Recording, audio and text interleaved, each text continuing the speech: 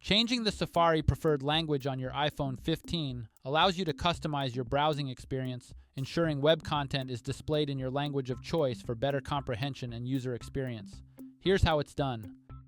To begin, navigate to the home screen by swiping up from the bottom of the display. From the home screen, tap on Settings.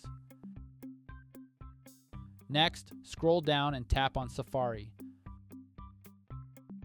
While in the Safari settings, navigate to the Preferred Language section and then tap Language. On the next screen, you'll see a list of available languages.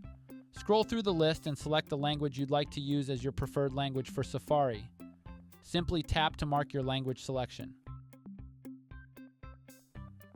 After making your selection, tap the back button to return to the Safari settings. You'll now see your newly selected preferred language displayed in the Safari settings. This change will affect how Safari requests and displays web pages, prioritizing content in your chosen language when available.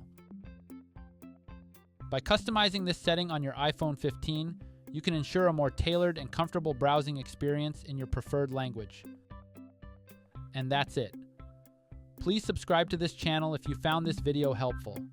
Thanks for watching.